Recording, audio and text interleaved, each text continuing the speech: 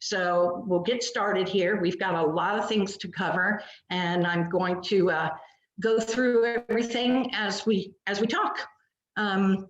Okay, let's see here. Let me get the next slide. Okay. So there are some admission trends that happened for this class that just applied. The majority of kids have applied already to schools and are waiting to hear back results. But just for this fall alone, there's been some trends that you probably should hear about. So standardized test. This past year, they said a lot of them were optional because the students, many of them didn't have a chance to go and take a test. However, that is a little, I guess the word is unknown. And the easiest way to explain that is the students that did submit testing, they were accepted quicker than others. They were judged on different components, but the testing made them, I guess, get in to more schools. So it's optional, but it's still very much recommended. The schools really do like to see that, you know, the students can pass a test, or not really pass, but how they're doing based on the education that they've had. And we'll talk about testing in a minute. So early admission applications were really, really up, which meant that the kids were trying to apply early to get in early and to take some of those spots away, because early admissions tends to be an area when you apply early and you lock yourself into a school, then you have a better chance of getting in because not as many kids will apply early admissions. However, this year, a lot of students did. Just to give you some facts here, there were, let's see here, let me tell you, UPenn, their applications rose 23%, MIT 62%, 57% from Harvard, dramatic increase with the state schools, and let's see, yeah, 14% to the UNC Chapel Hill. Those are just to name a few. So because the kids did not take tests, they felt that they would give it a chance and try to apply to some of these, you know, tend to be reach schools for them. And which means that the more students apply, the most selective they are. So what happens is the more kids that apply to a school, the more they deny, and then that makes them even more selective. So that kind of hurts some students because there are too many applications to look over. So that's just one thing to remember, that happened this past year, and it probably will be happening again for next fall. The other thing is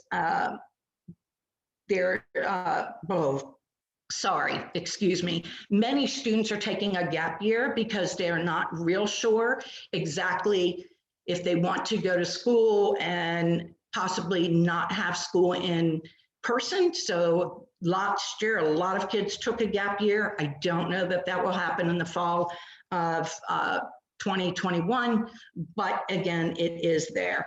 So there are definitely some trends, but the authenticity of an applicant is what's most important, and that's what they're looking for in their applications. So the more the schools see, the more applications to see, the more that they're going to compare other students to each other, and they want the students to be authentic. They want them to be themselves.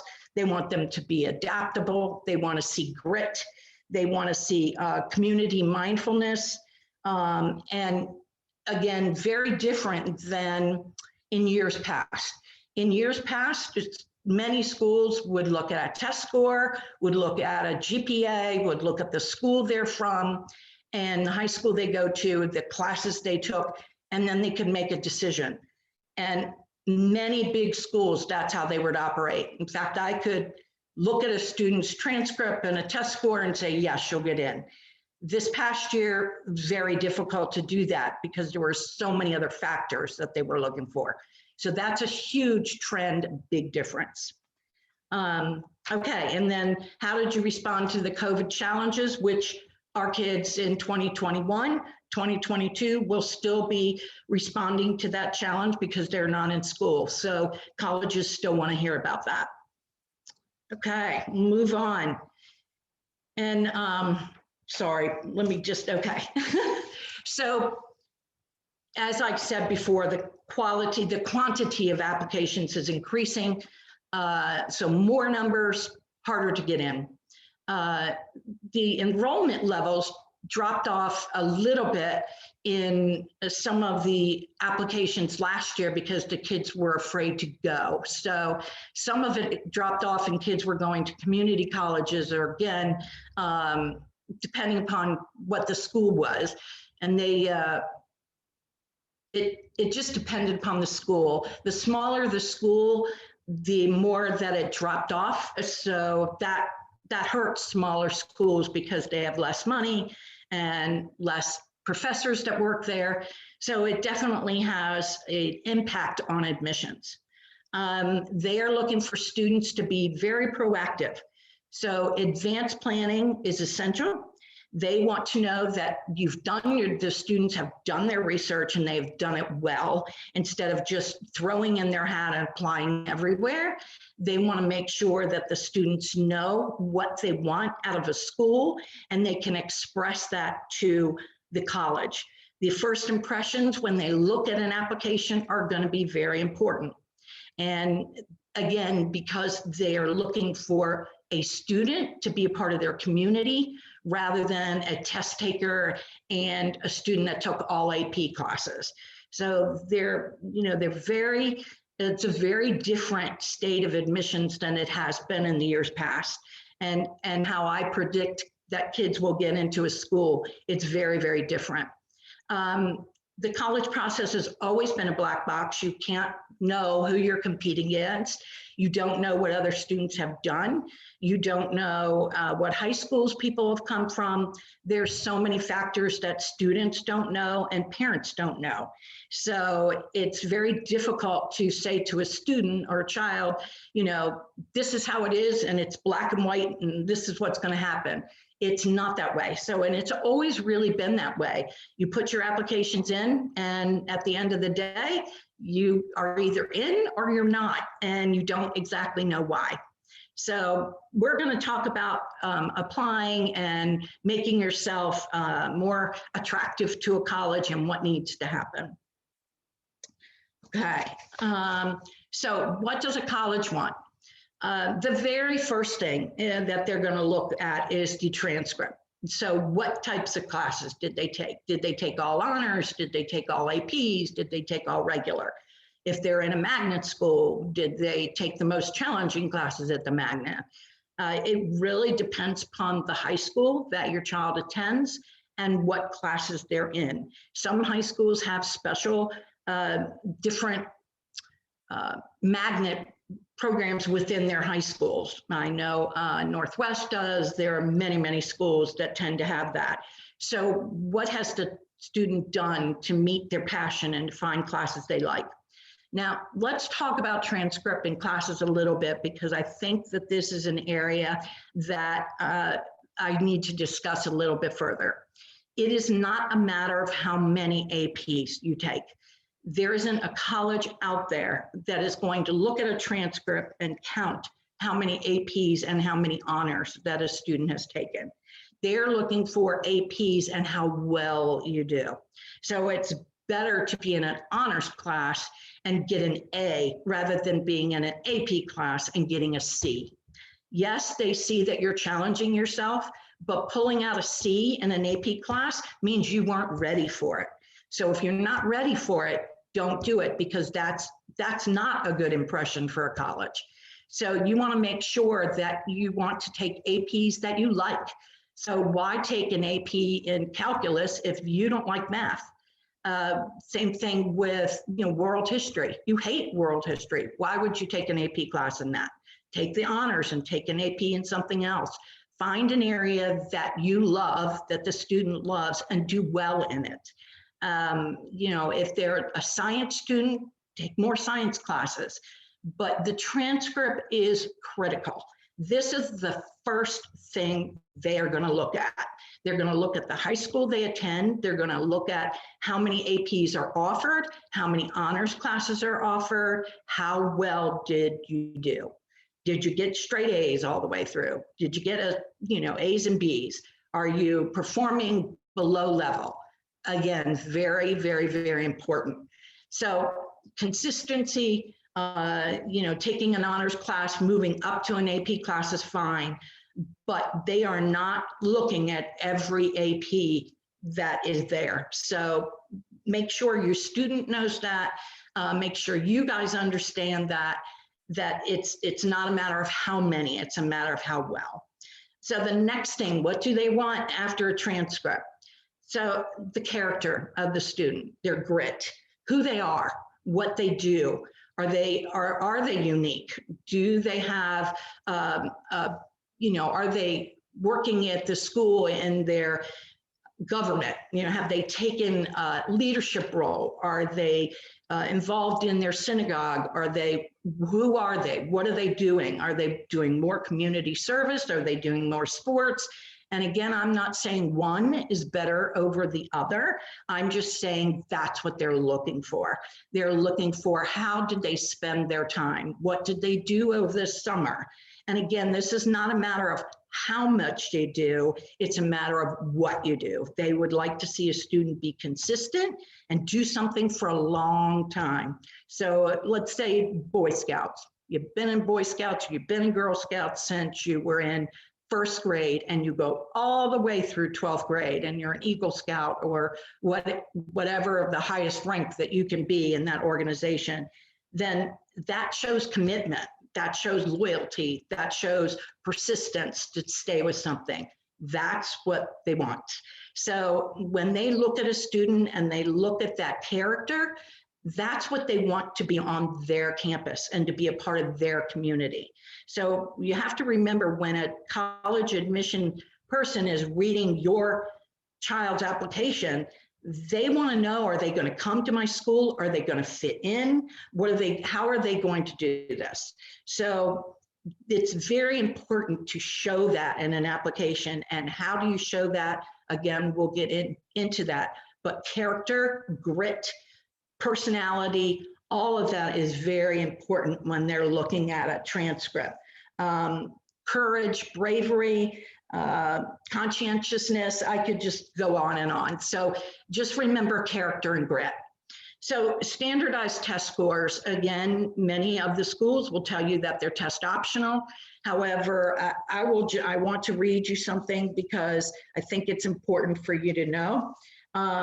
Colleges want to, 900 top tier universities de-emphasize test scores, but 75% of the students in early round had standardized test scores.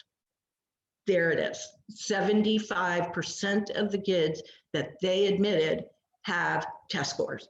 So it doesn't, to me, if it's a test optional school and it's been a test optional school for a long time, then that's a different story. But if it's a test optional school, University of Michigan, some of the schools that were test optional, Georgia, South Carolina, many of those schools, still 75 to 80% of the kids that they're admitting have test scores. So they're important.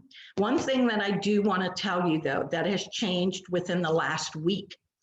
College Board is no longer going to offer subject test, and there's not a school out there that will use them for admission purposes. So if your child was going to take a subject test, don't bother, because they're not going to be available and colleges won't take them.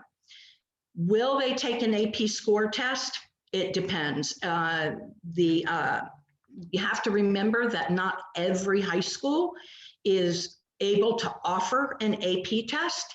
So in the past, AP tests have never been used for admissions because, let's say North Dakota, their high schools out there don't offer APs, and the kids didn't have a chance to take them, where in Montgomery County, every child could take an AP. So how could the child from Montgomery County be compared fairly to the child in North Dakota that couldn't take an AP? So that's one thing that the colleges have really pushed back on, and some schools will say, okay, we'll take an AP, and some will not. So that's a question you need to ask admissions officers. Will they take an AP score for admission decisions? Okay, that's totally different than taking an AP test score for credit.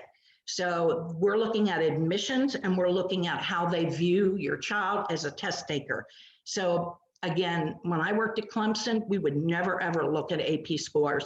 And I know many of my colleagues that are still out there reading college, admission applications, they still aren't looking at that. So again, it might change a little, but just remember ACT, SAT, no subject test.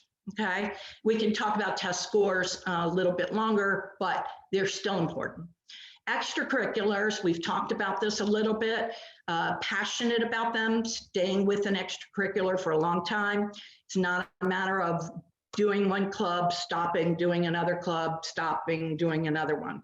It also doesn't matter that we're doing 25 clubs. So they'd rather see 5 that you do, and you do them well. And there isn't one over another that makes them better.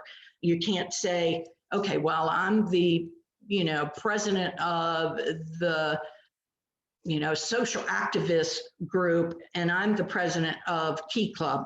Well, at the high school level, they might think something's different about that. However, to a college, that doesn't matter as long as it was a leadership position and they took it seriously. So extracurriculars, again, not something that they're going to count. So remember, they're not going to sit there and go, oh, they have 32 extracurriculars. That's what's important. And that's how many I need to have. And I need to play an instrument and do a sport and be in, every club at school and, on the weekends, do something else. That's not what they're looking for, because they would much rather you do something that you care about. And it's not a matter of being well-rounded anymore. It's a matter of doing things that you love. I've had many kids that I've worked with, and they've only been a sports kid, and that's all they've done ever since they were 5 years old, and they don't belong to any club in high school. Been fine. Then I've had students that have done every club in high school that they possibly could, president of everything, and they're not getting into schools that my child that was only involved in sports. So again, you got to look at what it is that they're looking for and how you show a school that you are doing something that you care about and that you love. All right. So employment, I didn't talk about employment. I will throw a little bit of personal experience there. My daughter did not do very many clubs. I think she did 2. However, she had a job 10th grade, 11th grade, and 12th grade. So she worked on the weekend, she worked in the summer, and she worked in a daycare kind of environment for students or for children. And when she went to college and she applied to college, she went in for wanted to do counseling. So that obviously helped her because she did 3 years in a working environment with children. And then she applied as working as her major, working with children. Obviously, it helped her greatly. So working is also, even if you don't think it matters and they just have a job at, McDonald's, it shows resilience that they go, and it shows that they are responsible. Get up, go to work, do a job. So even working is still fine. I get that question a lot. Okay, then we get down to what they look for when you're doing an application. The first thing is your transcript, second is your character, who you are, third are your test scores, your extracurriculars, and then the essays. So essays are, as it says, it personalizes the student. It brings them a story, tells the college a little bit about who they are, things they've done. I loved reading essays when I was reading college applications, and I still do when the kids bring them to me and I get to read their essays, because it just tells them a little bit of who they are. Some schools will look at transcript and test scores, glance over the extracurriculars, and then really look at the essays. So it just depends upon the school and what the school is looking for, but essays are important. Recommendation letters. So this is kind of a, it's changing. Like, recommendation letters used to be extremely important. They're not as much anymore.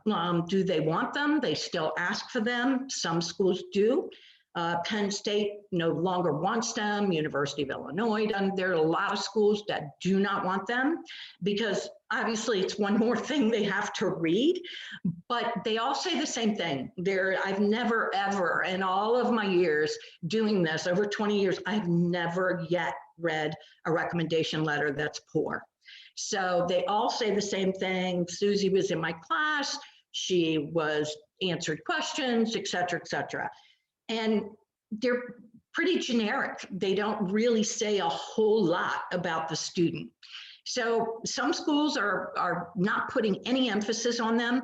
Some schools still are. The smaller the school, the more selective the school, the more that recommendation letter counts.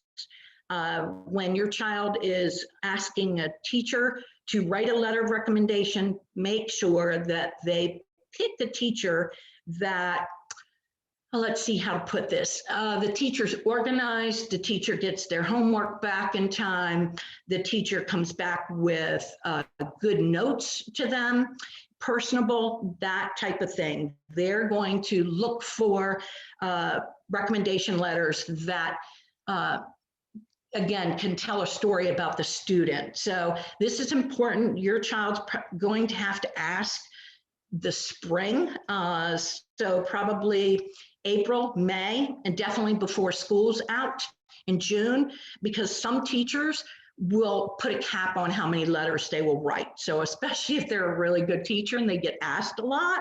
When I worked at Wooten, we had this one teacher, and she was the best letter writer, and every student that she taught wanted her to write a letter.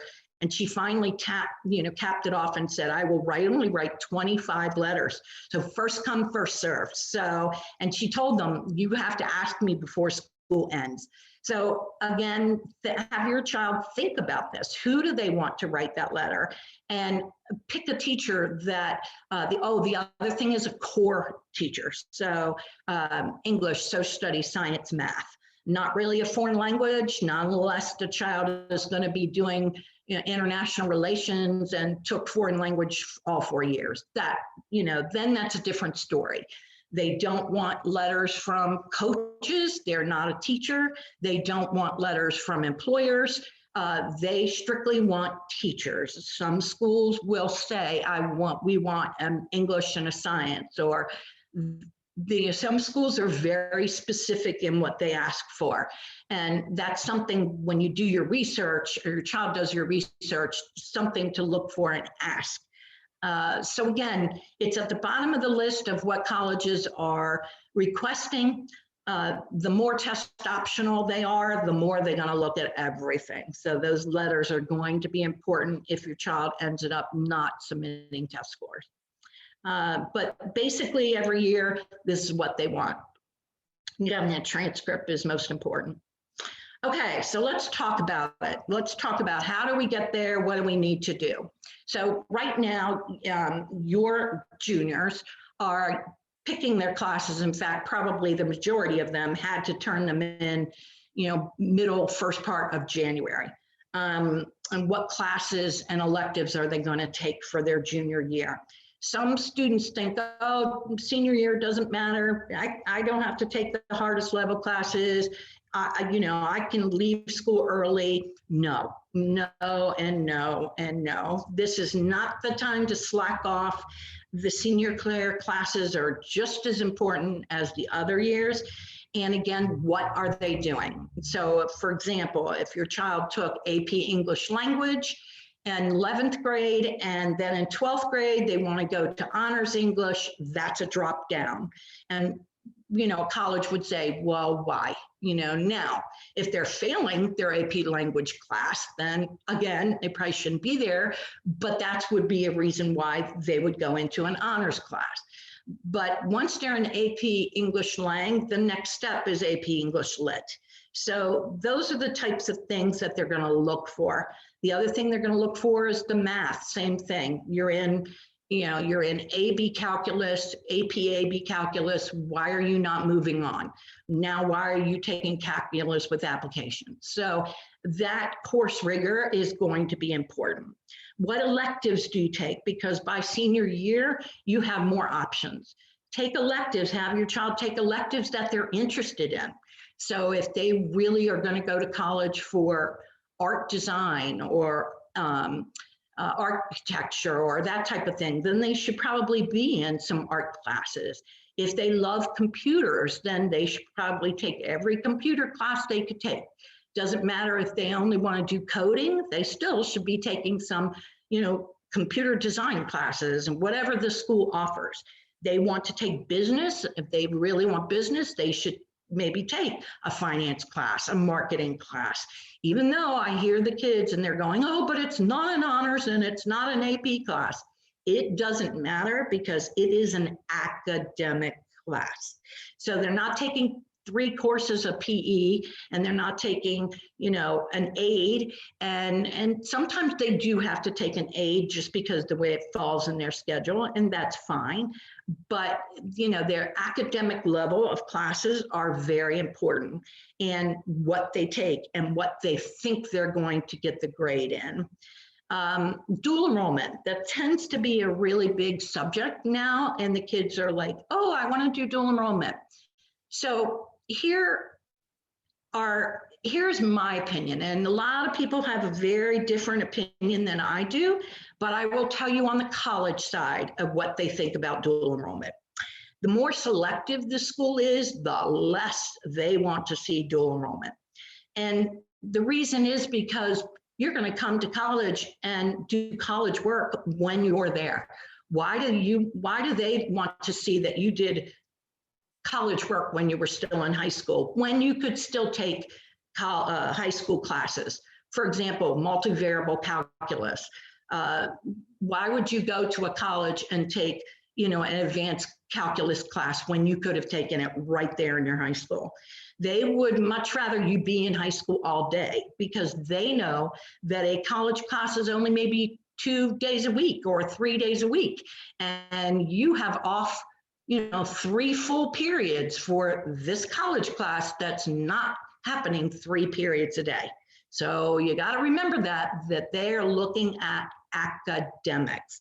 And when you're doing dual enrollment, they know darn well you're not sitting in a classroom all day long.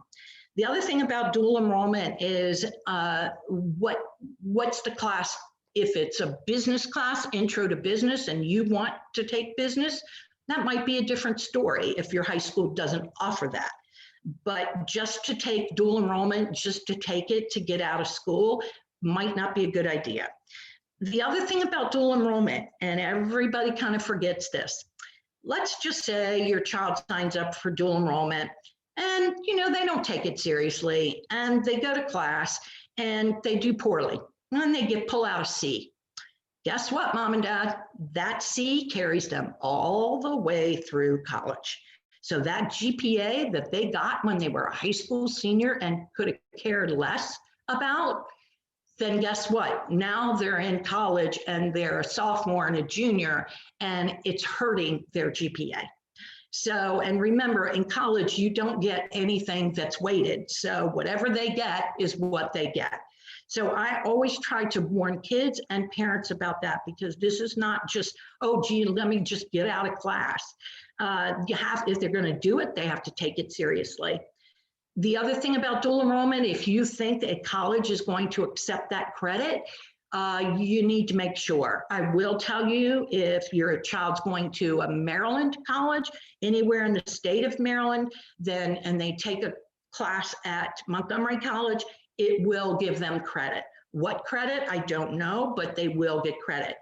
However, if they do a dual enrollment class and they earn 3 credits and they think they're taking those 3 credits to the University of Florida, Florida won't take them because Florida says, no, we have no idea what Montgomery College is. We don't know how their academics are. It could be a terrible community college. And no, we want you to come here and we want you to pay for every credit. So no, they will not accept those 3 or 6 credits that your child has. So again, you've got to make sure what colleges your child's looking at and whether they're going to look at dual enrollment classes as part of their transcript. Okay, I talked enough about that. About an internship. It's kind of the same thing.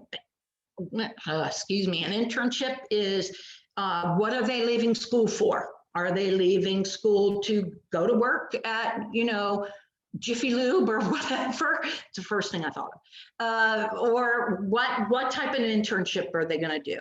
There are plenty of internships out there that are very selective, especially down at NIH or NIST or any of those places that your child has to apply and be accepted for. Those are a little different internships because they're selected and they have been accepted to those programs.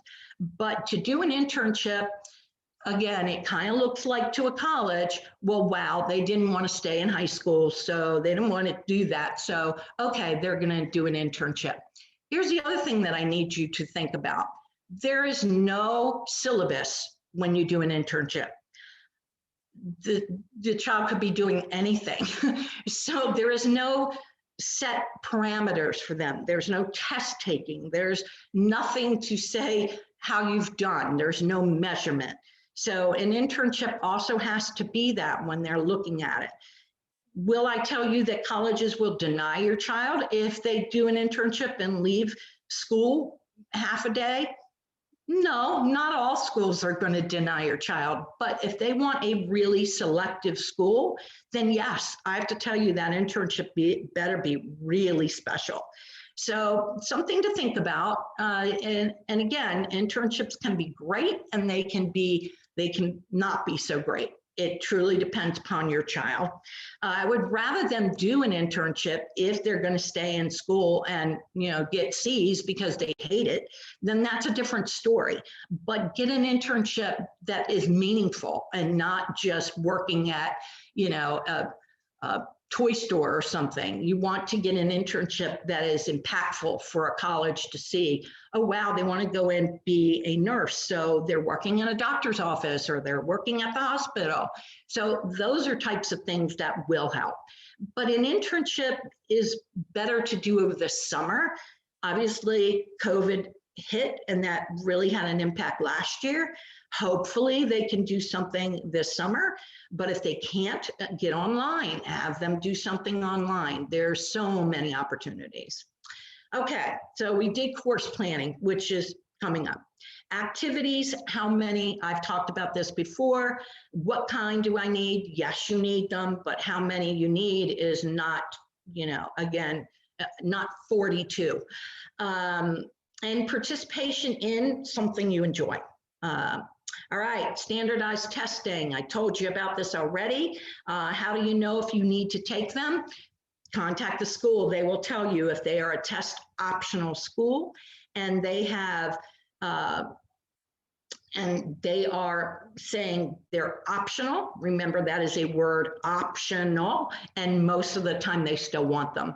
If they're test flexible, then that means that they'll take another test, possibly an AP test, but that means they still want something. So test flexible is not test optional, or they'll take a writing sample. There'll be a lot of things that they'll want, but it's flexible. And so again, those are questions that you need to ask. What kind? Okay, well, this is something that obviously I'm sitting and I love Everest, and I will tell you that and again, I'm plugging the owner, but I'm plugging the owner because she is fabulous. I can't even tell you, but what kind of test should you take? You should have an ACT. They're a junior. They should take an ACT diagnostic and an SAT diagnostic to see which test they do better in, and then have someone compare those two tests, make sure that, pull out the strength of what your child can do, math, science. If they love English, which test would be better, that type of thing. That's what's important, is to take a test that they're going to be successful taking. And the only way to do that is to have them take a diagnostic test. The PSAT did not happen this past fall, so you can't look at a PSAT and say, okay, well, you don't have to worry about taking up, a diagnostic SAT. So yeah, you do. So again, that's where we are.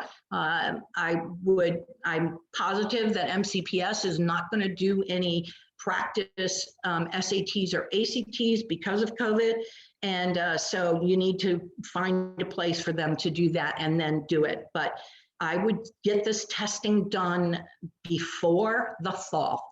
So between now and the fall, because once they start school in September, between applications, schoolwork, extracurriculars, taking a test is daunting. And sometimes the kids, don't have time, or they feel pressured, or so many reasons. So the quicker the student can get it done and out of the way and one less thing to worry about, the better. Okay, let's keep on going. All right, so how do I pick those schools? All right, we've talked about what the colleges want. Now, how do I pick them? Okay, so there are types of colleges. I'm sure all of you have gone to college. So there's a college versus a university. Are they all the same? No, they're not. Is a college the same as a university? I always get the kids that ask me this question, and they're very different.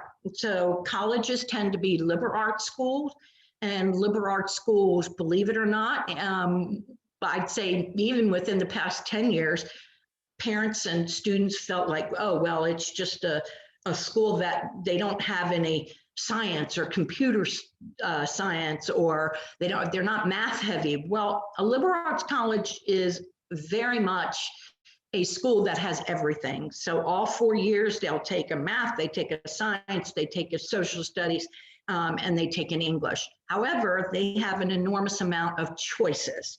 When my daughter went to a liberal arts college, boy, I was jealous, because she went to a small school. She had at least 13 English classes that she could choose from. Different topics, all of them. When I went to college, there was freshman 101 English, and that was it, and everybody did the same. So if your child is one that loves to learn, a liberal arts college might just be the place for them. There are, and I did some research here, there are 56% of the CEOs in the United States went to a liberal arts college, because you're very well-rounded and you learn a lot of everything. A big university, depending upon the school, and again, there are some universities that are small, I say big, but universities tend to be research. They also tend to be, they have undergrad, they have graduates, they have master programs, they have doctorate programs. Some of them have schools within the school. So it just depends, but universities tend to be more of a research environment, and again, larger. And of course, everybody hears about universities more than they do colleges. Okay, and obviously there's there's private or public schools. This is a preference to parents. Which one's better? I don't think there's, a rule that says, oh, a private school is better than a public school, because it really does depend upon the school. Nonprofit and for-profit. So you always want a nonprofit school. You don't want a for-profit because their degrees are you've paid money for a nonprofit school, but for-profit school, you pay money and basically whatever you pay them, you're going to get a degree. So most places do not like for-profit degrees, and I would steer clear of them because they're not accredited. Okay, so obviously you've got a 2-year school, which is community college, 4-year, 5-year accelerated programs. There's many of them out there. There are many schools that you go there for 4 years and take an extra year, you can get your master's. I always love those programs because if a student walks in with some AP credit, they can finish in 4.5 years and have their master's. So mom and dad, you're paying for this. So if it's a school that offers the accelerated program, your child wants it, I think it's a good deal to do it. There's vocational schools, which again, I love vocational schools. You know, there are many different ones out there. They range from chef school to you name it, to hospitality schools. There are so many out there. And you know, it might be a good option for your child to think about a vocational school, especially if they love to do something hands-on. We talked about liberal arts, we talked about universities. Special focus schools are, you know, schools like an art school or a technical school, those types of aviation school, those types of things that only focus on one thing. We have a really great handout that we did that we will be sending out in an email that kind of breaks down what colleges are and, you know, different thing about them, specialized, you know, same sex, religious affiliated, historical, Black, Hispanic, you name it, and we have that handout. So we will make sure that you get that handout because I think that helps you and it helps your child to know there's not just one school out there, you know, and that's it. That's only one to choose from. Okay, let's move on. Okay, so how do I choose this school? You have 4,500 colleges and universities in the United States. That's a big number, 4,500. I remember when I applied to college, my father said there were 2, and that was it. You got 2 schools, pick one. So 4,500 schools and universities across the United States. And how do you choose? Which ones do you apply to? It's a daunting question and one that I am asked constantly. The very first thing at the top of this list is cost. I cannot emphasize how important this is, okay? Because this is a conversation that you must have with your child before you even start looking at schools, before they start going into a school and saying, oh, I want to go there, it's my dream school. However, the school costs $75,000 a year, and there are no merit scholarships, and it's $75,000 because, you know, based on financial need, we won't need any money, and we'll get into finances in a little bit, but you've got to look at cost. You must, and you must have that decision, that cost decision or cost conversation with your child. I did when my daughter went and when my son went. I said, this is how much I'm paying. Anything over that amount, if you don't get scholarship for, you're taking the loan for. So, and unfortunately, my daughter still has loans. And so that's a big thing because now she's trying to buy things and she's got a big, huge debt. So cost is imperative. Okay, so there's so many factors to get into. The size of the campus. Do they want to be on a campus that has 365 acres and they're going to be walking 45 minutes to get to one of their classes? Do they want a smaller school that they don't have to walk that far? So do they want a school with 30,000 students? Do they want class sizes of 500 kids? Do they want a medium-sized school where, you know, maybe they get to know their classmates? Smaller schools tend to be 3,000 or less. I have had so many kids come in and tell me, no, I am not going to a college that's smaller than my high school. And my response always comes back and says, do you know everybody in your high school? And they're going, no. And I'm like, then you would never know everybody in your college. So the smaller the school, the more emphasis on the education to your child. And the more the professors are invested in your child, and depending upon the school, and depending upon so many factors that go into it, the size of the campus does matter. The larger the school, the larger the classes, the less opportunity to get those classes. So when I went to the University of Maryland, I can remember that I had to take a specific class in order to take another class, and I couldn't get into that class, and it stopped me a whole entire semester of graduating because I could not get in that class. And mom and dad, that was, as my children will tell you, that was in the Stone Age. So that just tells you how long ago it was, and I still couldn't get in a class. Okay, another factor, how far away do they want to be? Do they want to be an hour away from home so they can come home and sleep in their bed every once in a while? Do they want to come home every weekend? Not a good idea, but do they? Do they want to be in California and they have to get on an airplane and come home once, every 6 months or whatever it is? The distance from home matters.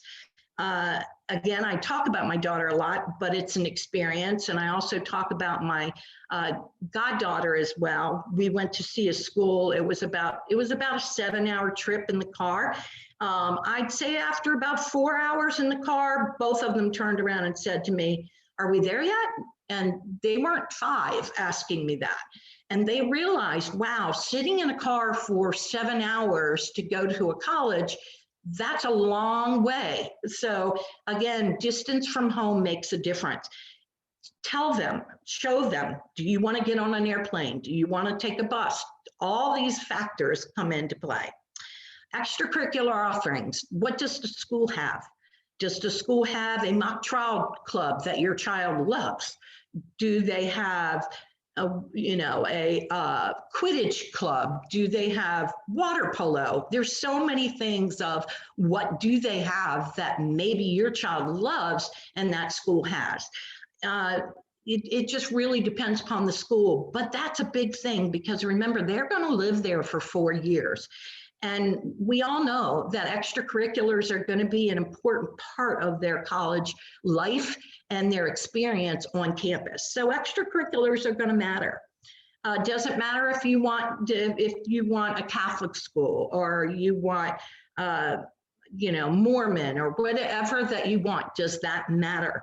Does it matter that you don't want that? So Villanova, I know lots of kids that want to go to Villanova. However, once I tell them that it is a Catholic school, they go, oh, never mind. So if you're going to a religious school, you have to remember that they will have to take religious classes of some sort. So again, people don't even know that Georgetown is a Jesuit school until I tell kids. So that's something to think about. Okay, this is the biggest one, location. And I said distance from home, but this comes into location as well. But here's the thing. Do they want to be in an urban area like where we live? All right, where we're pretty well suburban, urban, but I would say that we're pretty. Even though we are in a suburb, our suburb is quite large. So do they want that? Do they want to be able to walk out of their campus door and go up to the local Starbucks? Do they want to be in the city where they walk out their campus door and can go to a museum? Those are all things that are very, very important. Do they want to be in the city? They better love to hear traffic and fire engines and all of those things. They don't think they are important, but over a period of 4 years, they are. Do they want in the middle of nowhere? Maybe they're tired of living in Montgomery County and they'd like to go to, a small, quiet town, college town, and get to experience that. So things to think about. Weather, okay, where's it located? One year I had a student and she applied to, on her list was Boston University, Syracuse. Every school was cold, every single one of them. So my comment to her was, oh, you must like cold weather. And she comes back with, no, I hate cold weather. And I'm like, well, but you're applying to all schools that are cold and you're going to be wearing hat and glove starting in October, November. So that's important. Do they want to have sunshine every day? Those are the things to think about. Okay, is major important? Yes, it is. Is it something that they're really interested in? Does the school have a lot of science? Is the school well known for a certain major? We all know that University of Maryland has a phenomenal engineering program and a business school. Those are probably the two main majors that are at Maryland that a lot of kids are enrolled in. So major is important, and there are plenty of ways to find schools that have specific majors. And some are even like, I've had many students that have wanted many different things, and there are schools that have them. Okay, what are the required courses? So the University of Georgia, the state of Georgia, requires that when a student applies, they must have 4 years of science, and that means lab science. So some students in their 12th grade year might say, gee, I don't need to take science, until they realize they'd like to apply to the University of Georgia and they have to take a science class. So you need to find out, California schools have specific required classes that students need to take. So again, what are the requirements? Special criteria for specific majors, again, engineering, Virginia Tech says if your child hasn't taken a physics class, you can forget applying to their engineering program because they're not accepting now. So different things for different schools. And again, that's when I meant high school courses required. Look at sports offerings. If your child is, sits in front of that TV every Sunday watching football and they go to a school that doesn't offer football, well, that probably is not the best idea. I remember again, one year student said, oh, I really love WashU and St. Louis. And I knew the child was wearing, every football jersey out there. And I'm like, well, they have football, but it's not a big sports school. And he was like, oh, well, that's important. And I was like, yes, so you need to think about that. Career services, how strong are the career services offered at that college? What's their job placement rate? Those are things that you need to find out. What's their retention rate? How many kids come back to that college after they've been there for a year? If their retention rate is lower than 60%, that would be a reason to be concerned. Things like that, those are going to be important questions for you, mom and dad, because you're probably paying for this. Services offered for students with disabilities. Does your child have a learning disability or ADHD or, my daughter did, so did my son, and both of them had to go to school that would offer help with them and understood what a learning disability was so they could get the services. So things like that, all of those factors are very important to consider before sitting down and thinking, okay, I want all the name brand schools and just clicking them off and saying, this is where I'm going to apply, this is where I'm going to apply, and then come to find out they don't have what they want. So those are the factors to consider. They're very important. How do you know? All right. So how do you make that college list? Is it important to have a college list? Yes. By the time that their application season rolls around, which is going to be in the fall or summer, I'd say by August, they should have a pretty solid college list. Do they need to have a college list right this minute? Well, it would be a great idea to think about what they want based on that list that I gave you before. However, to finalize that college list, you really can't finalize it completely until you have test scores and you have a GPA at the end of your junior year. You might be able to predict what that GPA is going to be. I know the kids all have formulas that they can sit and tell you what their GPA is going to be, but remember, it's their cumulative GPA, not their GPA that's sitting on a report card. So it's their GPA that considers the classes they took in middle school, 9th, 10th, and 11th grade. By the end of their 11th grade, that's what a college is going to see.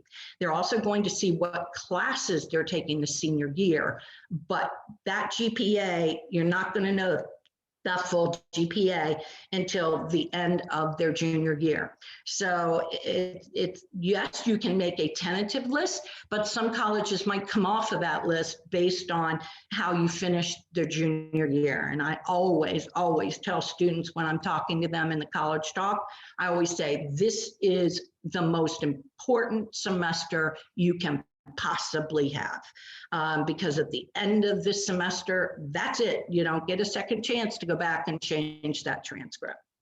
Okay, is it important to know what major you want to do before applying? It used to be, not really anymore. You know, it would be a kind of an idea, but really, to be honest with you, I've seen kids go in and change majors 3, 4, 5 times. My daughter changed hers 3. I think my son changed his 4. So I don't know how many of you, mom and dad, or audience sitting out there that went to college for 1 degree and now you're doing something totally different. I can tell you I did, but so does it matter? No. But if they're strong in math and science, then they probably would like a school that has a strong math and science component. They love liberal arts, humanities, then they probably want a school that has that. So, you know, again, do you need to know? No. When's the right time to start doing the college list? Again, you can't really make a definitive college list until the end of your junior year, until the end of researching. Now, research is going to be really, really, really important. Cannot say that word enough. So researching, and when's that time to start researching? Now. Now, it's going to take a little while to do that research and find out what you like, and then we'll talk about that more. Do I need to visit a college? Well, here's the thing. It's very difficult to visit right now because of COVID. So can you go to the college campus? Yes, actually you can. You could drive down to Maryland and walk on their campus. Could you go and see an area? Yes, you could go to Penn State and see that it's in a college town and that there's nothing around except Penn State. So can you go see where a college is? Yes, you can. And to kind of give your child an idea of different sizes and different locations, yeah, probably a great idea to start doing that on the weekend. Many schools are still, right now, are not offering a specific visit, but some, again, will do a virtual tour, which is extremely important. And, but is it important? Yes. The other reason that it's important to do college visits is it shows a school demonstrated interest. When I would read for Clemson, I would always look to see if that student had even opened an email that we sent them, or had they been on my campus, or whatever it was. Had they talked to a representative? Did they visit the booth, my college booth at a college fair? How did they know Clemson University? If they didn't know Clemson University at all, nothing, then I always thought, did they really want to apply here, or did they just put Clemson on the list just to have a safe school? What do they know about my school? So it always kind of made me wonder, you know, why are they applying here? So demonstrated interest is very important. Plus, it's a way for your child to figure out if it's a school they like. And same thing with you, mom and dad. The other thing I like to tell families is your child's going to be spending $75, $80 for an application fee plus sending test scores. By the time you're finished, some applications are going to be $100. They spend the $100, they get into the school, you go to the school and you're like, I hate it. I hate this school. You just lost $100. The child just lost to college that they could have, applied somewhere else and liked better. So yes, doing homework is extremely important. And just because you can't go visit it in person, it's critical, imperative that you do something online to see it. Do colleges want an interview? Some schools will, and some schools will do a virtual interview. I kind of think come next fall, if they do interviews, they probably will be back to being in person. But yes, there are many schools that require them. And big schools tend not to, but the smaller the school and the more selective the school, yes, they will do an interview. Okay, let's move on. So application types. Let's look at this a little bit. What are the applications? So the two big applications to fill out that the students are using a platform is the Common Application, which has been out forever, and something called the Coalition Application, which I'm seeing less of schools requiring the Coalition and more going to the Common App, but that's just a trend, might change next year. But to all schools except both of them, yes. Well, pretty much, but yes.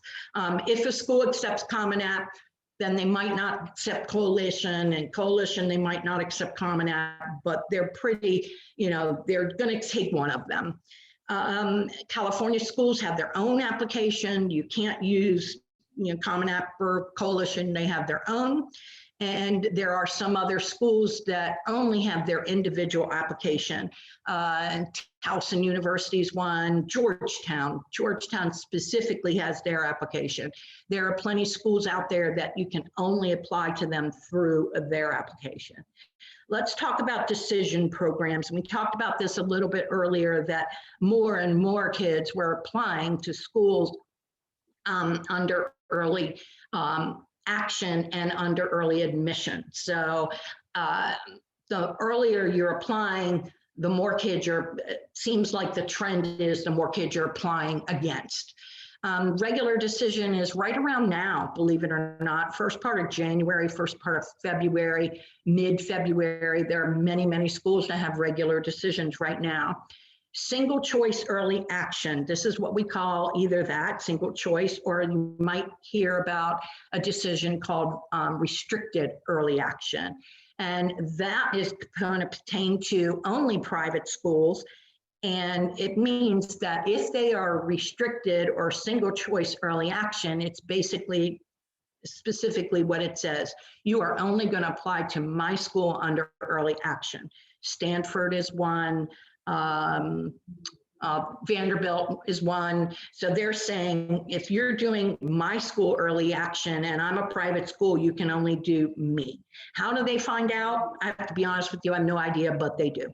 I'm really not sure how it works, but I do know that they know, because I've seen kids get pushed out of admissions because they didn't follow direction. So that's restrictive or single choice. Again, something that your child would find out later when the application process starts. Early action means you apply early, you hear early. Majority of those application deadlines are November 1st. Some of them are October 15th, depends upon the school and the area. Like Florida tends to be the middle of October. Why, I don't know, but it is. And then early, so you apply early and you receive an answer probably before the end of December.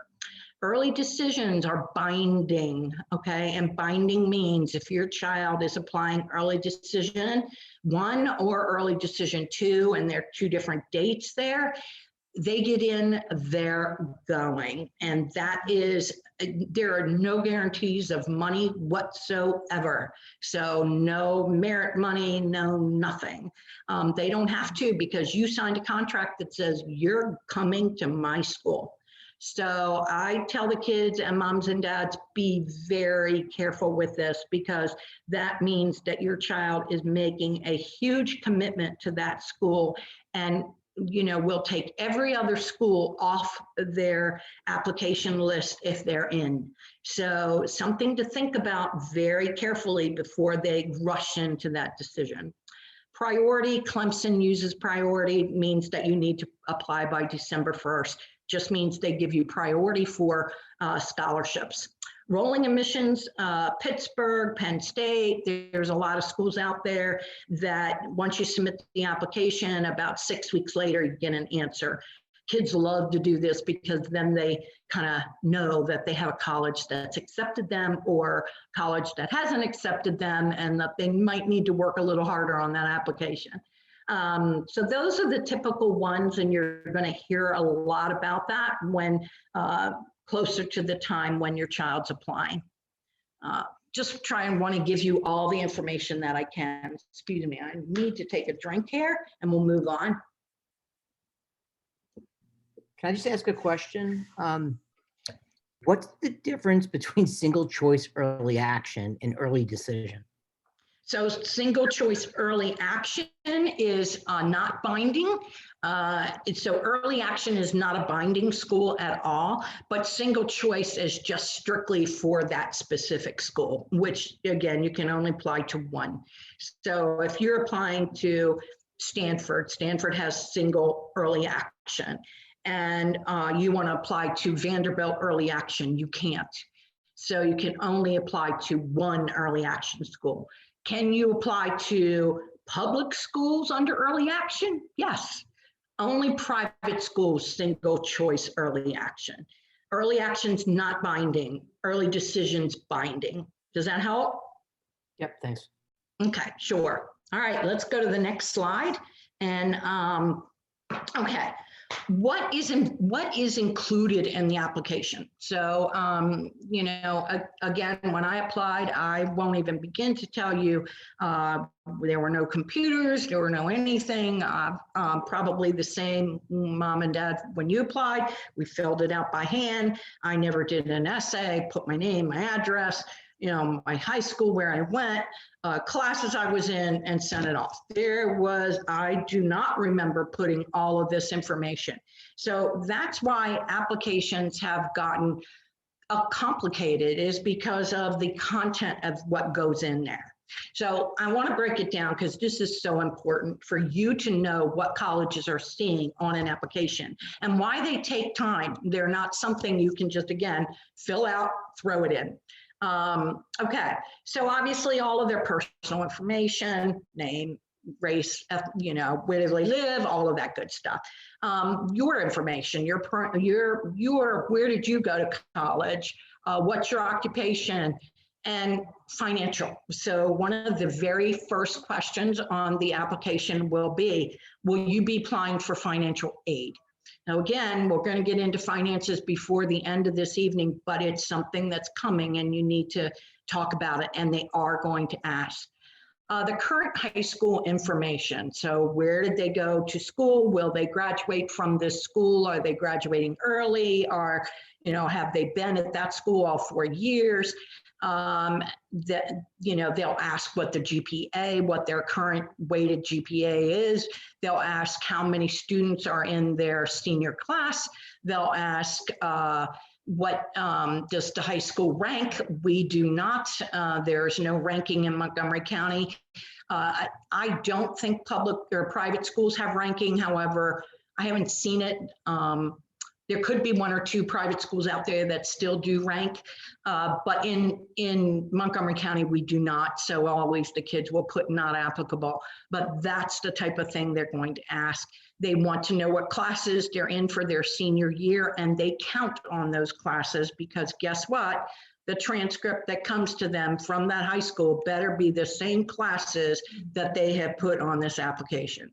So sometimes the kids will rush and over the summer and try to do their applications early. And then when they start school in September, they go, whoa, wait a minute, I don't want to be in statistics. I want to be in financial, planning or whatever. And oh, wait, I filled out my applications already. Oh, now I got to go back and make some changes. So classes for senior year, that's going to be on there. Some schools are asking for this huge long form called a self-report academic record. I will tell you, it is one of the hardest reports to fill out. It takes at least 45 minutes, and the student has to sit down with their transcript, put in every class they took in that's on their high school transcript from middle school, with the name of the class, with the academic rigor of the class, with their grade. So middle school, 9th grade, 10th grade, all of 11th grade, and what classes they're taking in their senior year. So it's time consuming, and it's called an academic self-report record. And if that school says SAR report, start crying now, mom and dad, unless you get help figuring that report out, because it's not fun. Okay, the honors that they've earned in high school, not in middle school, not in elementary school, but honors earned. Are they an AP scholar? Will they have 260 student service learning hours after they've graduated? Then they would earn a certificate of meritorious service. Are they on the honor roll? Are they an Eagle Scout? Many different honors that are out there that a student could be awarded. So they ask for them. I always get this when we do my class and the kids are like, I don't have any honors. And then I sit down and start asking them all these questions like, how many APs did you take? What was your scores? So, oh, look, you're an AP scholar. And the kids will go, oh, wow, I didn't know that. So a lot of times they don't know what honors they've had. And if you don't know and you need help, I'm happy to answer that type of thing. But 9 times out of 10, the kids have always had honors. Activities. Okay, now this is where we talked about activities before. They'll give the kids space for 10. Okay, so I always tell the kids, you need to pick the activities that you have been involved in for the longest and the ones that are most important to you. So if your child has been in 25 activities over their course of 4 years in high school, well, they're not going to accept them all on that application. So they need to really look at, which ones they want. When we fill out the activity section on the application, there are creative ways to fill that out rather than saying, I did mock trial and participated with my peers to do trials in court. Well, there's better ways to put that. They give the student a chance to put the description, what role did they have in that activity, and how many hours did they do that activity, when did it meet, did it meet once a week, once a month, once every 6 months, that type of thing. So that activity section takes longer than you might think. Essays, some schools don't require essays, believe it or not. Some will have what they call a personal statement, which is basically saying who I am and why I want to go to college. I'd say the majority of the colleges do want an essay, and so that's a part of the application. Again, letters of recommendation depends upon the school. The letters of recommendation, your child's not responsible for, the high school's responsible to send. The next thing is something that I want to spend a little bit of time on. So there's something called a secondary school report. And you probably will not hear about this, and probably nobody's really going to tell you about it. So I like to go into detail about what this is because it's important. So the high school, as a counselor, as a registrar, when a student applies to any college, they're required to fill out a form, obviously about the high school and where it is and how many students are in the high school. However, they have to also fill out the highest GPA for that class. So if the highest GPA for the class of 2020 at, I don't know, Lafayette High School, the highest GPA that they have, even though we don't rank, okay, the highest GPA is from a student that has a 4.81. It's listed on that secondary school report. So as a college, when I look at that secondary school report and I look to see, okay, they have a 4.81 as the highest GPA, then I will tell you that academic rigor is pretty high at that school. So it's a way to me, the college, to kind of base what type of high school your child goes to. Something really important to consider. Every high school has what they call a school profile. Every single high school has to have one. And I'll just kind of show you a little bit of one, what it looks like. If you want to see your high school's profile, go on their website, type in school profile, high school profile, it should come up. If not, there are some schools that don't publish it on the website. Why, I don't know, but there are some schools that don't. I could not find Northwest High School to save my soul, but I know it exists, but I could not find it. So on this school profile, it tells me a lot of things. It tells me how many are in the class. It tells me where the school is. It tells me how many activities they have. Like, for example, this school happens to be in New York, and it has every activity you can imagine. Tells you how many honors classes they have, organic chemistry, those types of things. They tell you how many AP classes they offer. They tell you, and this is something you should need to know, every high school reports this, that they gave a total of how many in 2017, 327 students took a total of 649 tests in 18 different subjects. 96 of those exams, the kids scored a 5 or above. So that was 15%. So what does this tell me?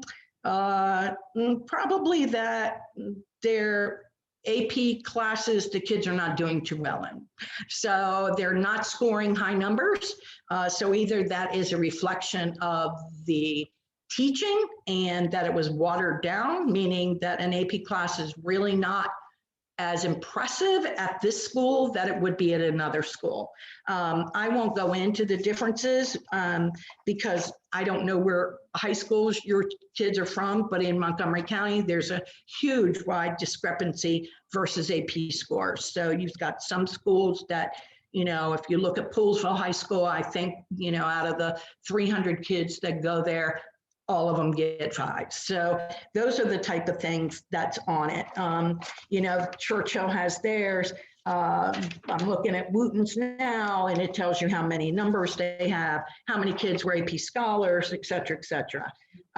They give you also an average of test scores. So this coming year 2021, when they make a high school profile, might be a little challenging for the high school to put down what their average test scores are. However, I think what they'll do is they'll put, like, you know, from 2019 to 2020, this was their average. So for example, this high school in where the one I'm looking at, Berkeley, I'll just read it to you.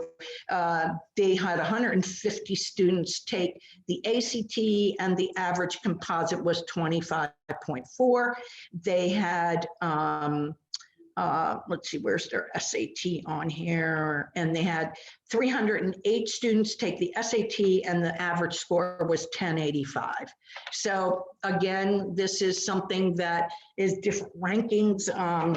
I will not tell you what high school this is, but I will tell you that the average ACT score from this school that I'm looking at is a 28.5. That's pretty high. The national average is 21.5. The national average for an SAT is right around 1200. This SAT, the average from their students is, let's see, 1310. So that's pretty high. So again, that kind of tells me what the difference is between high schools. And that is important to a college. Why? Because that tells me about their rigor. And what did I tell you before? High school rigor is important. So the school that I looked at first with their profile, the one that's in the middle of nowhere, Berkeley High School, and they're in Missouri. Well, it tells me they offer a lot of things, but it tells me that the kids aren't doing as well in these classes or their test. So if you've got a high school that is really doing well academically, then the kids are probably going to score pretty well on an ACT or an SAT. They're probably going to have more kids that have gotten 4s and 5s on their APs. I will tell you, pull up Poolsville High School's profile and look at it. It will blow your mind. I never show it to parents because it always makes them scared. The other thing that it will tell you, and this is extremely important, okay? So it will tell you, and I'm not going to show you this one because not fair. So this is a school in Montgomery County, okay? And it will tell you how many students are in their class, and it will tell you how many students have a 4.51 GPA weighted and above. This particular school has 29% of their students that have a 4.51 and above. Pretty high academics. 3.5 and above, that is 23% of their class.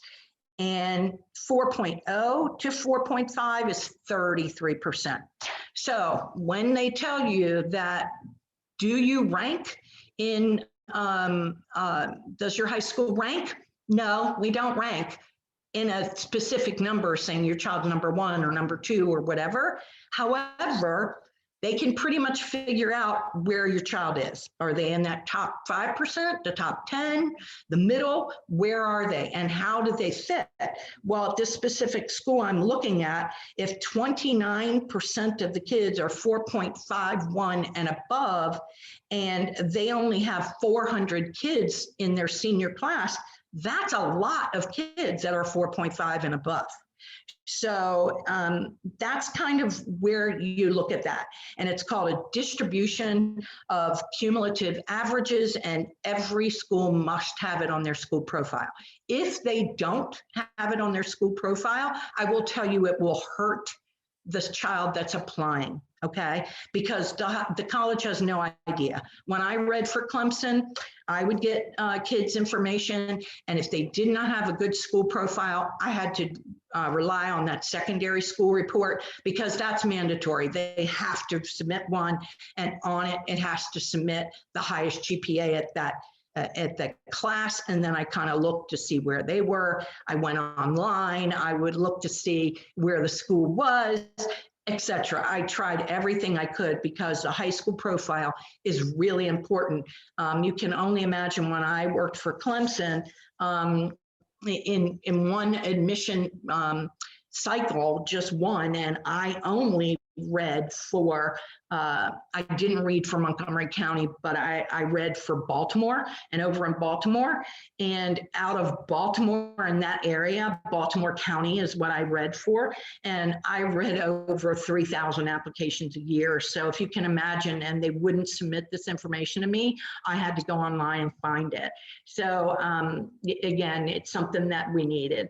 All right, so that is part of what the high school has to send. The student has to put on their application their test scores, if they've taken them. If they haven't, they self-report them on the application, and then they have to send the official school report. Every school has again, we're talking about on the actual application, every college will have their own specific college questions. For example, what activities do you want to participate in when you come to my school? Are you going to live on campus? Every college has their own. How are you applying? Are you applying regular, early action, early decision? All of those questions are asked. Do you have any relatives that have attended our school? There are many different specific college questions. So not only do the student have the specific, one application with everything, they also have specific questions from each school. Some schools require a resume. I always have my kids, when I do my college boot camp, that's the very first thing we do is a resume. If they don't have one, I help them write it. If they have one, I kind of help them rewrite it because some are better than others. Some want, I kind of know how colleges want them laid out and what information they're looking for and the order in which they're looking it for. So resumes are important because I just have the kids do them because many schools now want them, and also scholarships require them. Interview, and again, that's specific, and I kind of talked about that earlier. So that's what's going to be on the application. Doesn't matter which application they fill in, whether it's Coalition, whether it's Common App, whether it's the own school. And again, you're going to find that sometimes your child might have to fill out 3 different applications, because if they're applying to Georgetown and California, and then they're applying to, I don't know, 5 other schools, and they all are on the Common App, then those are 3 different specific applications that your child's filling out. So as you can see, these are time consuming, and that's an application content. So that's why this summer, it's going to be one of those things that you want to really think about what your child's doing. Okay, let's talk about money.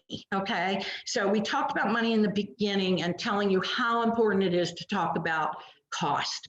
How do you determine the cost of college? Every college, every university, no matter who it is, and this information will be sent to you, but if you're taking notes, it's called a net, N-E-T, price calculator. President Obama put this into effect that every college have a net price calculator on their website. This net price calculator you answer the questions based on your tax form, your 1040, and based on the questions that it asks, and based on some colleges will ask what the child's GPA is, test scores, some won't. But basically it's based off of your income tax, and they will tell you what basically you'll end up paying. So if you want a question about how much it's going to cost, the net price calculator is a very good way to find out. There's another thing called the FAFSA forecaster, and I know this is a lot of information about finances. And I have, at the end, we were going to send you another handout that has so many websites for you to look at regarding finances, because again, this is an important thing to think about now, mom and dad. So it's something, again, if you want financial aid, and again, financial aid is based on how much money you make, and that will determine how much aid the government will give you. And remember, it's aid. So that means it's either going to be grants, which you don't have to pay back, or loans, which your child has to pay back. So financial aid is aid. Scholarships are based on merit. Some schools offer them and some schools don't. Any selective school, and I will tell you there are 3 things that you should go by, and I apologize that this totally went out of my head, but if you need any information, you can always email me. So it's called need-based. If it is a school that says we are need-based and you don't ever have to worry about paying anything based on need, well, again, that's financial aid and how much your child needs to go to college. So if based on your income tax, you are only able to pay $50,000 a year, and the school costs $85,000, and they're a need-based school, they can't charge you any more than $50,000.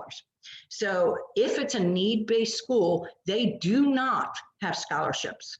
Will not offer merit scholarships. There is not one Ivy League out there that will give you a scholarship. There are so many schools that are need-based school. So if they're need-based, you need to ask them, do they have specific special scholarships? Like UVA has something called the Jefferson Scholarship, which the child has to interview for, be nominated for, and write 3 essays for. So if it is a need-based school, the chances of getting, I will tell you, there are no chances of getting a merit scholarship. There are private scholarships that your child can apply for. And private scholarships are things that most of them require certain GPA or financial need. Some of the scholarships are, put your name in the hat and they'll pull your name, like Kohl's has one, and McDonald's has one. There are a lot of them out there. I tell families, start buying lottery tickets now, because those scholarships, just like putting your name in a hat, is kind of like winning the lottery. There are some very good scholarships out there. Coca-Cola has a scholarship that's a great one that kids could apply for, but it's work because it requires 2 or 3 essays. So if they really want huge scholarships, start looking now, because the majority of the ones that are worth 5,000 to 10,000 require work.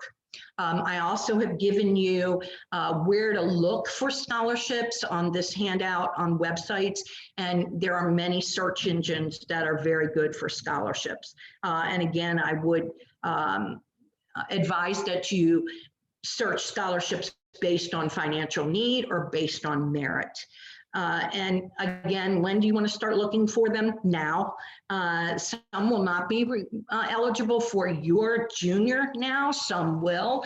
The majority of the scholarships that you're going to find right this minute are going to be for students that are graduating in 2021 and not 2022. So are they out there? Yes. If you want to know if a college offers merit scholarships, you need to go to the college's website, to their financial aid website, and they will tell you if they offer merit-based scholarships and how they are awarded. When I worked at Clemson, I'd have to look on their website, but I'm pretty sure they still have it. We broke it down and we said, if you have a GPA of this and you have a test score of this, this is how much you got.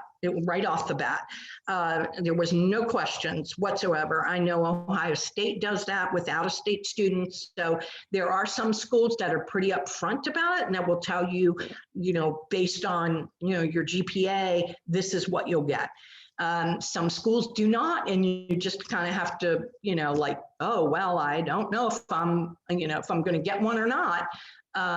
But they will tell you on their website under financial aid if they offer merit scholarships.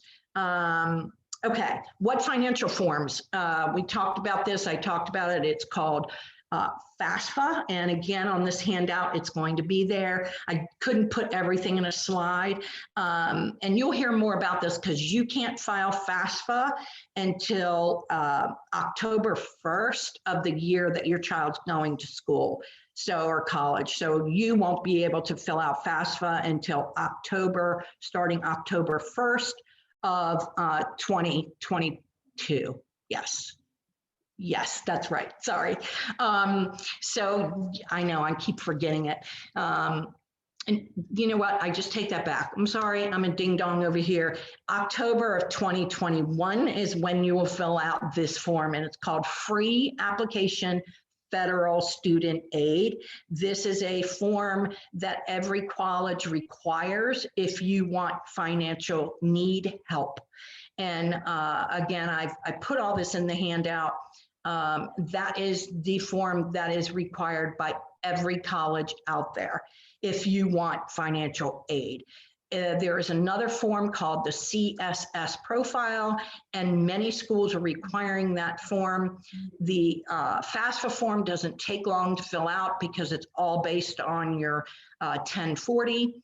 And you just sit and fill out the numbers, based on line 37. You put this in the line and figure it out. I'd say maybe a half an hour. The CSS profile is required by a lot of selective schools, and I will tell you, you might as well just know right now it's going to take you a good hour and a half to file this thing, because it wants to know every asset you have. It wants to know how much your house is worth. It wants to know if you own a business. It wants everything. And again, it's a required form if you want aid. So there are definitely forms that are going to be required of you, of parents. there's something I want to bring up. It's called the academic common market. So the state of Maryland participates in a program called ACM. And ACM is, there are certain majors that the state of Maryland do not offer. For example, the state of Maryland does not offer fashion design. State of Maryland does not offer marine biology. Those are two that just come up out of this. They don't offer analytics. There are certain majors that one is real estate that Maryland does not offer. So they've partnered with, there's 15 schools in the South that they've all partnered with. And if your child wants to apply to a specific major that is offered at a different school, I'll give you an example. The University of Tennessee has a wonderful analytics program. It's a phenomenal program.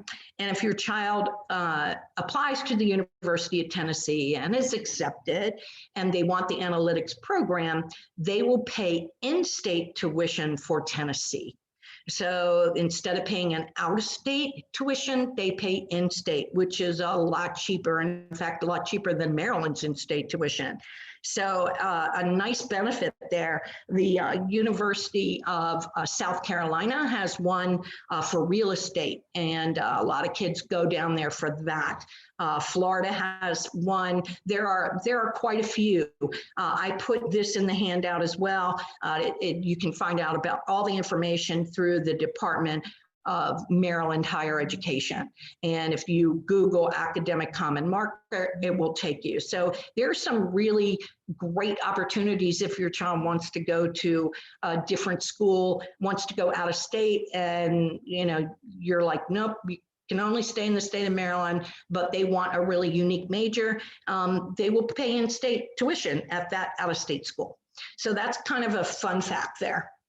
Okay, let's move on. So here we are. What does this actually mean? You need to be self-aware. You need to know your child. Your child needs to have realistic goals. What do they really want to do? Sit down and really have this conversation now. And I'm not trying to be crude, but remember, moms and dads, this is where your child's going to be for 4 years.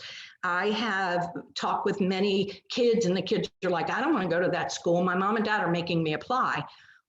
Well, think about this. They're the ones that have to fill out all the applications. They're the ones that have to do the essays. They're the ones that have to do the extra work to apply to that school, and they don't want to go. So, and I know that I did the same thing with my daughter as well. I finally backed off because I realized it didn't matter. She could apply to all these schools. It would not matter. She would not have gone, and I was wasting my breath. So, but sometimes we think we know, and that's why you should have this conversation now. How far do they want to go? Where do they want to go? What kind of school do they want to go? Do they want to go to your alma mater? All of these questions, this is important to ask them. And then sit down and have a great conversation. Cost needs to be in there. Be realistic. Once, again, it's a little hard to figure out reach, target, and safety schools.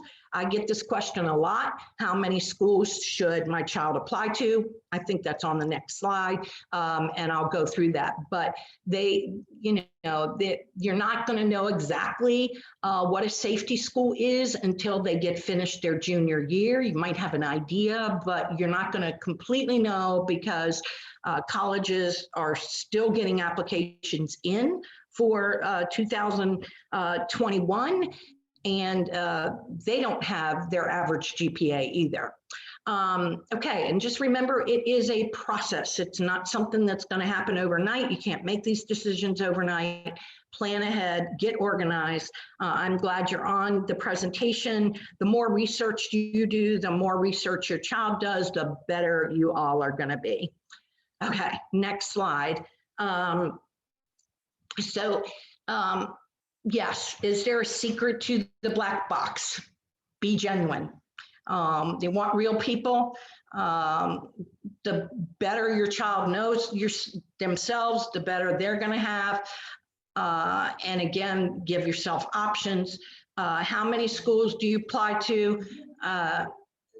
It really does depend upon your child, but I say when I'm talking to families, no more than 12, 10 is ideal. And that would make the 3 to 4 safety schools. And safety schools are what your child will get into based on their GPA and their test score. And I mean, absolutely, we know that they will be getting admitted to. And if you don't know that, I'm happy to help you. You can seek out information from their high school. You can look at Naviance. Every student has Naviance, which is a great program. If you don't know anything about it, you can email me, but Naviance is something your child should know a lot about. And it basically says how many kids have been admitted to a specific college and what GPA they had and what test score they had. So it will tell your child if it's a safety school for them. I tell families you must have 3 safety schools on that list, because what happens if you only put 1 safety and they only get into 1 school on that safety list and they didn't want to go to that school?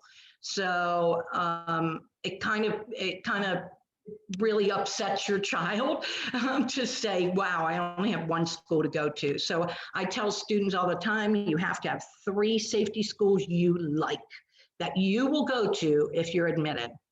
3 to 4 target schools, which means you might get in, you might not get in, you kind of have the test score, maybe you have the GPA that they're looking for, but maybe not the test score. Maybe you want to do business, but you haven't taken, specific business classes. They're what I would call a target school, that you're right in that middle of a decision. And again, not too many of those, because again, they could turn out to be no's.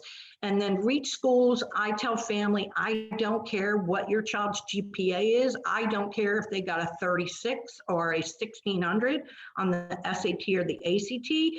An Ivy League is always a reach school, always. Maybe if you have your name on a building, or if mom and dad are like, our grandpa or is like on the board of directors, that might be a little different. But Ivies are reach schools because you don't know who you are applying against.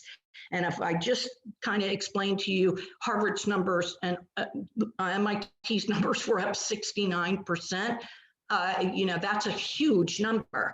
So you don't know who you're applying to, so you cannot make any kind of prediction, and they're reach school. So again, when you start applying to 5 and 6 and 7 reach schools, and your child starts getting back 5 and 6 and 7 denials, I will tell you that you are going to have a son or a daughter hiding in their bedroom for days, crying or mad or won't get out of bed and depressed. And it's not a fun thing. I have done this for 20 years, and I will tell you that it is not fun to see your own child not admitted to the school of their dreams. And that's all they had on their list were reach schools. So please be realistic. You can reach for those stars, but you always have to have a backup plan. Here's the other thing. Yes, is it stressful? I'm not going to lie. Yes, it is. It's going to be a stressful process for you. It's going to be a stressful process for them. It is what it is just because it's the unknown. However, if you look at the process as a fun process, then they're going to look at it as a fun process. Like, think about this, like, wow, the next 4 years, think about where you're going to be. And, let's make fun of this. Like, oh, look, you might be able to go to this school and be in an area that you've never experienced in your life. Hey, you can join the water polo club that you've never had a chance to do. This is fun. Take them, show them that this is the next 4 years of their life. And if you're not stressed and you take the fun in it, they're going to take the fun in it. And then they'll have a better process filling out their applications. Their essays will be, better handled, or they'll feel better about writing them. Some students want their families very involved and some don't. And I apologize for talking about my family so much. However, I will tell you that I worked at Rockville High School, the same school that my daughter attended. I was the college counselor there, and I was helping all of her friends, but there was no way she was going to let me help her, and I couldn't even read her essay. And that killed me. You can only imagine as a parent, and I didn't see anything. It was heartbreaking. And I tried to control it as much as I could, but I couldn't, and it just was a fight that was not worth having. I think I fought with my daughter in her senior year more than I fought with her ever in her entire life. So it was not a fun thing to do, but I regret that, and I regret that I pushed myself on her. So I will tell you that some kids really want the involvement and some don't. So please don't take it personally. But the other thing is, pressuring them to make sure that everything is done, which is what I did, and it made it worse. In fact, she procrastinated so much that she almost missed deadlines to her top school because she just was, cutting me off just to be mean, and she almost missed a deadline. So again, you need to know your child needs to know where you're coming from, but yes, have fun. Put a big sign on the refrigerator. This is going to be fun. That's kind of one of my mottos when I talk to parents. All right, I think our next slide, okay, and here's our resources. Make sure you check out every college's website. They're extensive. I just can't even tell your kids, if they're interested in psychology, go to the college's website and look at their psychology program. What are they doing in psychology? Do they do social psychology? Do they do medical psychology? Same thing with pre-med. Do they have a pre-med program? Do they, help kids with their MCAT? These are all things that you're going to find out on each individual college's website.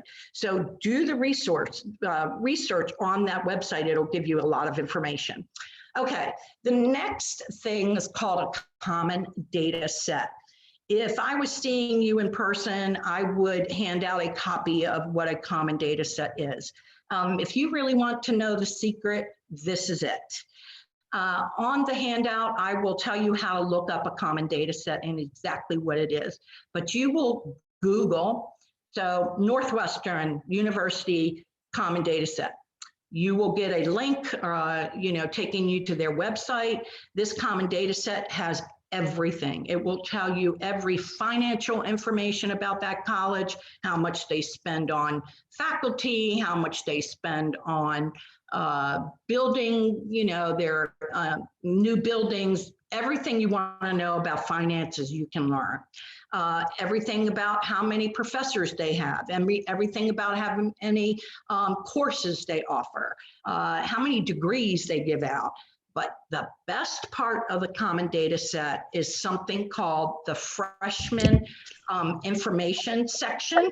And on this freshman information section, you will see what their average GPA was for admitted students. You will see their average test score that was admitted for students. You will see the race, you will see how many females they admitted, how many males they admitted. You will see what they look for, how much emphasis they put on it. Do they put on emphasis? Do they not even you'll see very important, and considered. And if you see something in the box called very important, then that's going to be something they're going to really look at. If they look under letters of recommendation and it says not considered, then it doesn't make that big of a difference to get a recommendation. So this common data set, every college and university must have one. It's a requirement and they must be published. So I will tell you, it is the secret of all secrets, and you will not hear this from anywhere because a lot of counselors, high school counselors don't use it. They're not familiar or they don't have time to use it. When I meet with families, this is the first thing I pull out and I show them because this is real numbers. This is not a made up number that says, oh, the numbers here. It will tell you the percentages of a student with a 3.0 to a 3.5, it will say 62% of the kids had that GPA when they got admitted. So it's a great tool.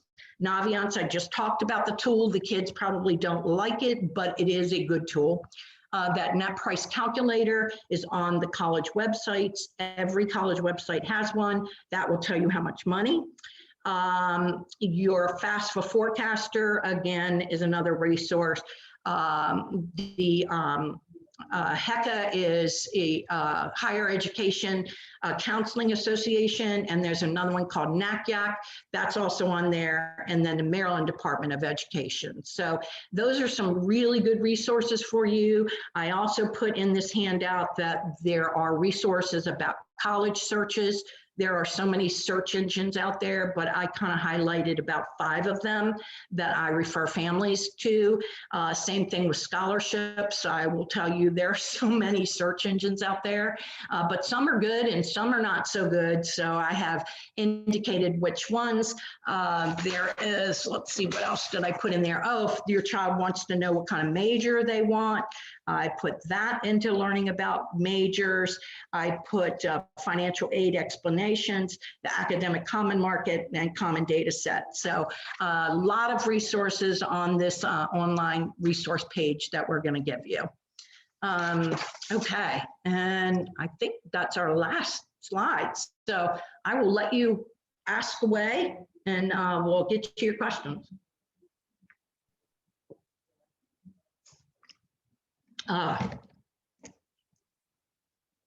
Okay, Jeremy. I have a question.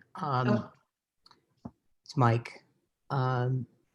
We went through this once before with our older son, and we were actually in New England at the time, and I remember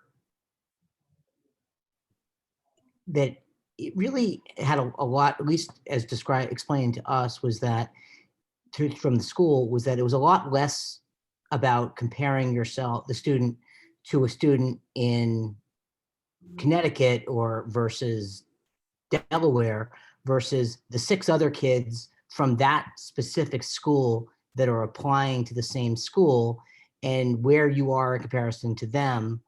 Because you really have to understand from that particular school, what are the scores and what scores you'll most likely get into the school versus most likely not get into the school. And that drove a lot of the decisions about where our son applied based on that.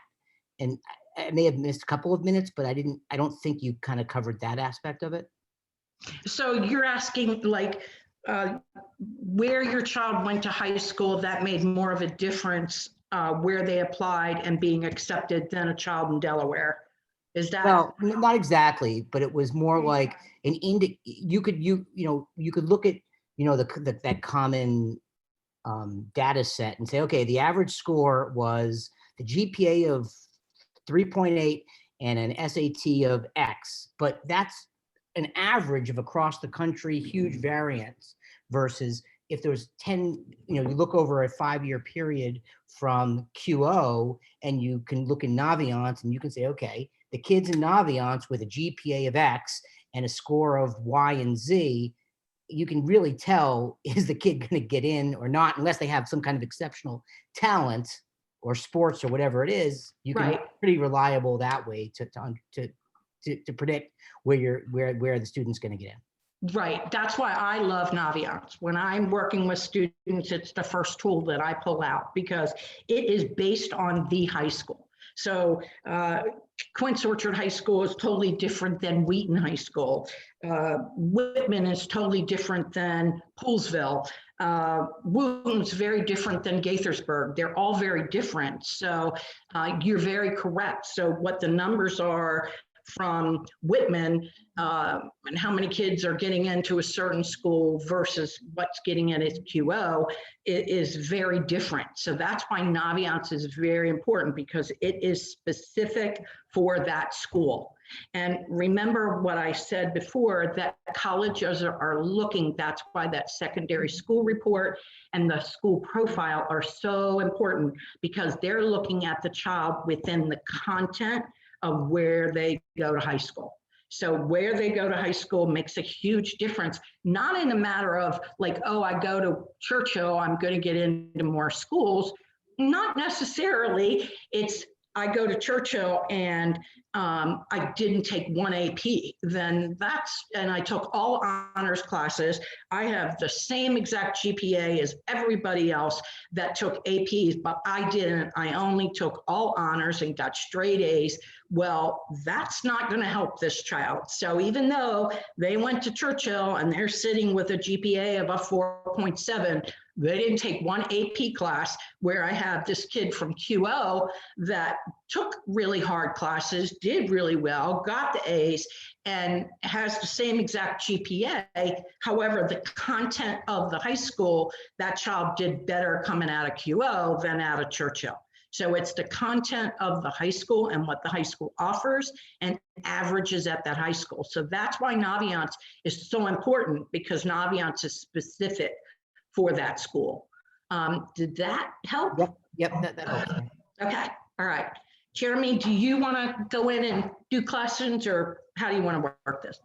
The only other question I think we had in the chat was someone asked, what happens if your child changes their major? Oh, Sorry. I was actually asking it under the context of the academic common market.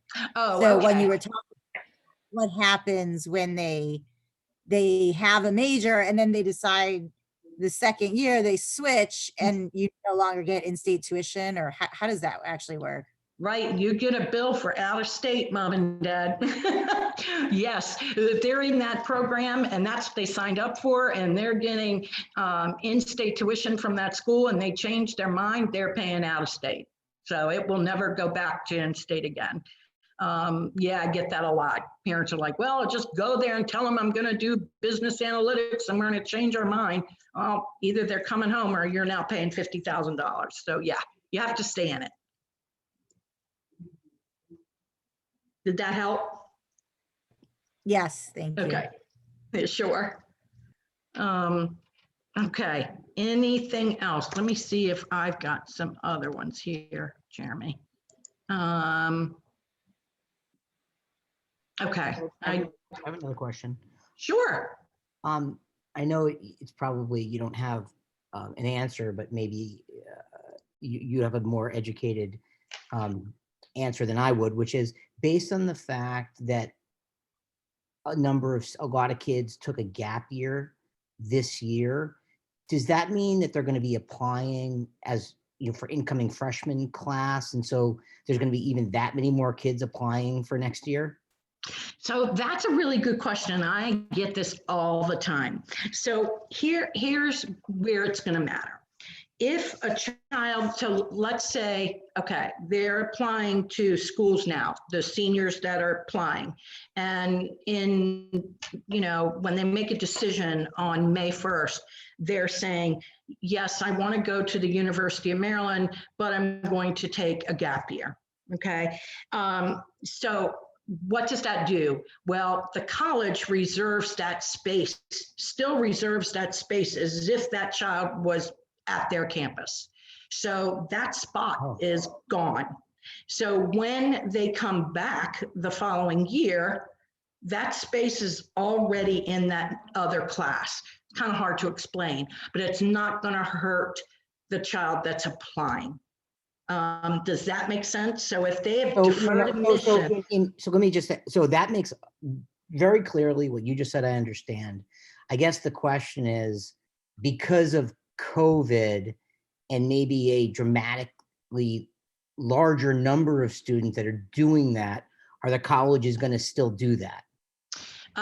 So here's the other thing. If the colleges are and I do know that this happened this past year. So let's just say, it's XYZ school and their incoming class needs to be 2,000 kids. And out of that 2,000, they only admitted 1,600. Okay. So the following year, they need to make up that 400.